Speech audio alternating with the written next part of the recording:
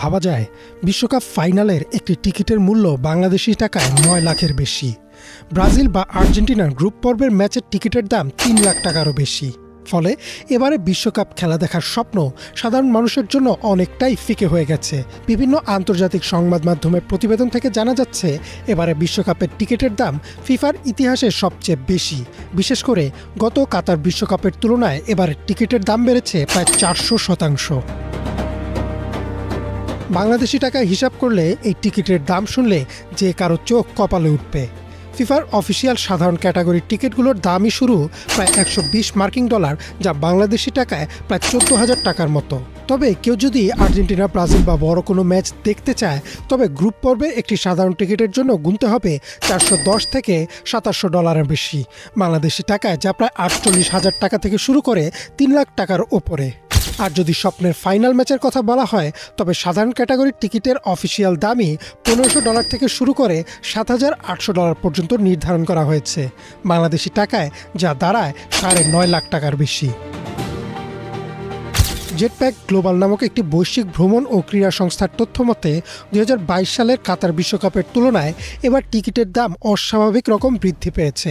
কাতার বিশ্বকাপে গ্রুপ পর্বের সবচেয়ে কম দামি সাধারণ টিকিটের দাম ছিল মাত্র $৭০, যা এবার বেড়ে দাঁড়িয়েছে $১২০। অর্থাৎ সাধারণ টিকিটের দাম প্রায় দ্বিগুণ হয়ে গেছে। আরও বড় ধাক্কা এসেছে ভালো মানের টিকিটের ক্ষেত্রে। কাতার বিশ্বকাপ ফাইনাল ম্যাচের সবচেয়ে দামি অফিসিয়াল টিকিটের দাম ছিল $১৬০০।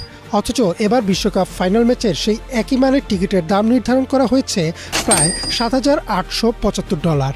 এর মানে দাঁড়ায় কাতারের তুলনায় এবার ফাইনালের অফিসিয়াল টিকিটের দাম সরাসরি প্রায় ৪ গুণ বা ৪০০% বৃদ্ধি পেয়েছে। টিকিটের এই মাত্রাতিরিক্ত দামের কারণে বিশ্বজুড়ে ফুটবল প্রেমীরা এবং বিভিন্ন ফুটবল সমর্থক গোষ্ঠী একে ধনীদের বিশ্বকাপ বলে আখ্যায়িত করছে। সাধারণ মধ্যবিত্ত বা নিম্নবিত্ত ফুটবল ভক্তদের পক্ষে এত টাকা দিয়ে টিকিট কেনা অসম্ভব। শুধু টিকিটই নয়, স্টেডিয়ামের পার্কিংয়ের ভাড়ায় নির্ধারণ করা হয়েছে $১০০ থেকে $৩০০, যা বাংলাদেশি টাকায় প্রায় ১২ থেকে ৩৫,০০০ টাকা। ফলে গ্যালারিতে বসে খেলা দেখার সুযোগ শুধু ধনকুবের, কর্পোরেট ব্যক্তিত্ব এবং উচ্চবিত্তদের ভাগ্যেই জুটবে। টিকিটের এই চড়া দামের পেছনে মূল কারিগর ফিফা নিজেই। এই সংস্থাটি টিকিটের দাম নির্ধারণ করে থাকে এবং টিকিট বিক্রি থেকে পাওয়া সিংহভাগ মুনাফা বা অর্থ সরাসরি ফিফার তহবিলে জমা হয়। ফিফা প্রেসিডেন্ট জিয়ানি ইনফান্তিনো টিকিটের এই দামের পক্ষে যুক্তি দিয়ে বলেছেন, টিকিটের চাহিদা অভূতপূর্ব হওয়ায় এই দাম নির্ধারণ করা হয়েছে। তবে এই দামের পেছনে মার্কিন যুক্তরাষ্ট্র, কানাডা ও মেক্সিকোর যৌথ আয়োজক হওয়া, বিশেষ করে যুক্তরাষ্ট্রের বাজারের বড় ভূমিকা রয়েছে। মার্কিন যুক্তরাষ্ট্রের ক্রীড়া সংস্কৃতিতে ডাইনামিক প্রাইসিং বা চাহিদা অনুযায়ী টিকিটের দাম ওঠানামা করার একটি নিয়ম রয়েছে। চাহিদা বাড়ার সাথে সাথে টিকিটের দাম স্বয়ংক্রিয়ভাবে জ্যামিতিক হারে বাড়িয়ে দেওয়া হয়।